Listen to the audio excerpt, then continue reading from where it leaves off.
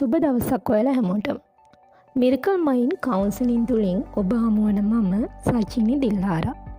අපි අද බලමු ඔබ්සෙසිව් කම්පල්සිව් ඩිසෝඩර්. එහෙම නැතිනම් දෘෂ්ටි අනිවාර්යතා අක්‍රමතාවය කියලා කියන්නේ මොකක්ද කියලා.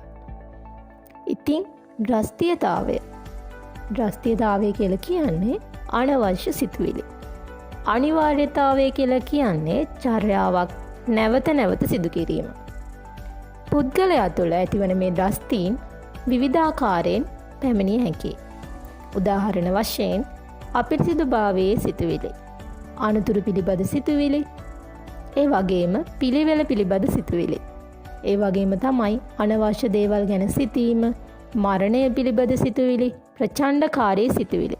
මේ ආකාරයෙන් විවිධ සිතුවිලි මේ OCD සහිත පුද්ගලයන් තුළ ඇතිවෙනවා. ඉතින් මේ පුද්ගලයන් තුළ ඇතිවෙන මේ දෘෂ්ටීන් එහෙම නැත්නම් අනවශ්‍ය සිතුවිලි පුද්ගලයාගෙන් පුද්ගලයාට අනුරූපව වෙනස් වෙන්න හැකියාව පවතිනවා. සමාජ ජීවියෙක් වශයෙන් අපි තුළ ජීවිතයේ යම් පුරුදු පවතිනවා. උදාහරණ වශයෙන් උදෑසන අවදි වී දත් මැදීම, මූණ සේදීම, නිදා ගැනීමට පෙර දත් මැදීම, ඒ වගේම ආහාර ගැනීමට පෙර සබන් ගහ අත සේදීම. මේ අපි තුළ දක්නට ලැබෙන සාමාන්‍ය චර්යාවයි. නමුත් යම් පුද්ගලයෙක් ආහාර ගැනීමට පෙර 10 වතාවක් පමණ සබන් ගහ අත සේදීම අසාමාන්‍ය වෙනවා. එවැනි අවස්ථාවලදී මේ පුද්ගලයාට දෘෂ්ටි අනිවාර්යතා අක්‍රමතාවය එහෙම නැතිනම් OCD පවතිනවා යයි රෝග විනිශ්චය කළ හැකියි. පුද්ගලයා තුළ ඇතිවෙන මේ දෘෂ්ටියතාවයන් හේතුවෙන් පුද්ගලයා විවිධ චර්යාවන් සඳහා යොමු වෙනවා. ප්‍රධාන වශයෙන් පිරිසිදු කිරීම, පරීක්ෂා කිරීම, නැවත නැවත කිරීම, මන්දගාමී බව මේ පුද්ගලයන් තුළ දක්නට ලැබෙන ලක්ෂණ. ඉතින් අපි දැන් බලමු උදාහරණ කිහිපයක් තුළින් මේ OCD තත්ත්වය සහ සාමාන්‍ය පුද්ගලයෙකුගේ චර්යාවන් අතර පවතින වෙනස මොන වගේද කියලා. අපි බලමු OCD සහිත පුද්ගලයෙකු තුළ දක්නට ලැබෙන ලක්ෂණයකට උදාහරණ. යම් පුද්ගලයෙක් තම පිරිසිදු බව සිතා නිතර ස්නානය කිරීම. දැන් අපි බලමු සාමාන්‍ය තත්ත්වයක පුද්ගලයෙකු තුළ දක්නට ලැබෙන ලක්ෂණය. යම් පුද්ගලයෙක් නිදා ගැනීමට පෙර ස්නානය කිරීම. මෙහිදී පළමු චර්යාවන් යම් පුද්ගලයෙක් තම පිරිසිදු බව සිතා නිතර ස්නානය කිරීම යන චර්යාව අසාමාන්‍ය චර්යාවක්.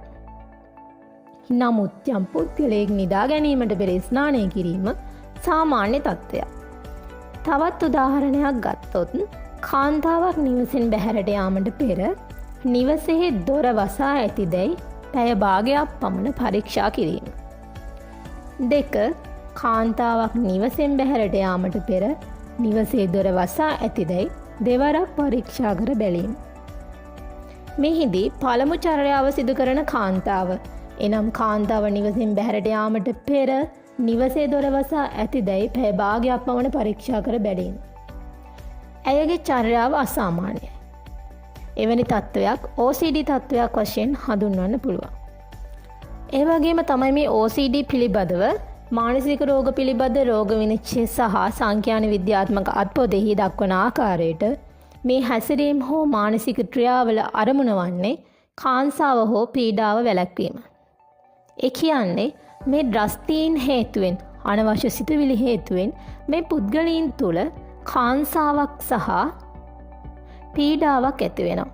ඉතින් මේ කාංසාව හෝ පීඩාව වැළැක්වීමට ඒ වගේම අඩු කිරීමට මොවුන් මේ ක්‍රියාවන් නිතර සිදු කිරීමට පෙළඹෙනවා.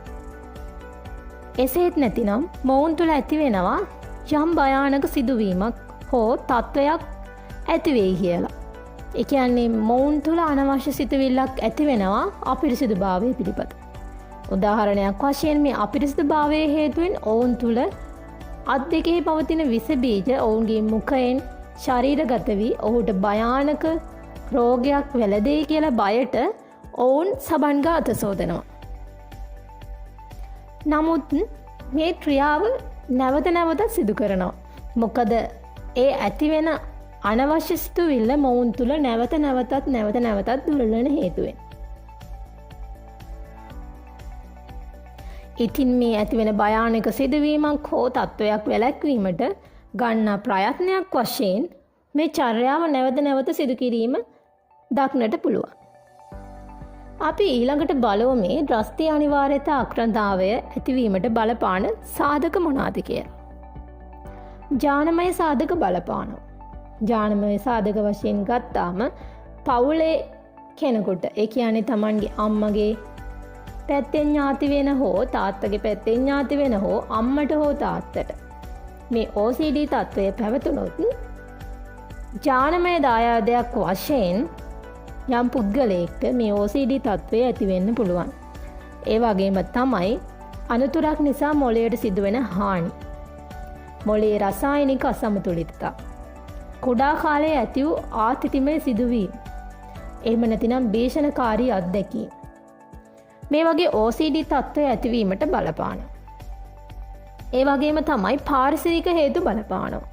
පුද්ගලයෙක් ජීවත් වන පරිසරය පුද්ගලයෙක්ට OCD තත්ත්වය ඇතිවීමට බලපාන බව සොයාගෙන තියෙනවා. දිගු කාලින ආතතිය, ඒ වගේම අනාරක්ෂිත පරිසරයක ජීවත් වීම. ඒ වගේම තමයි යම් පුද්ගලයෙක්ට ආසාදනයක් ඇතිවීම. මේ හේතුවෙන්ද මේ OCD තත්ත්වයන් වර්ධනය වීමට හැකියාව පවතිනවා.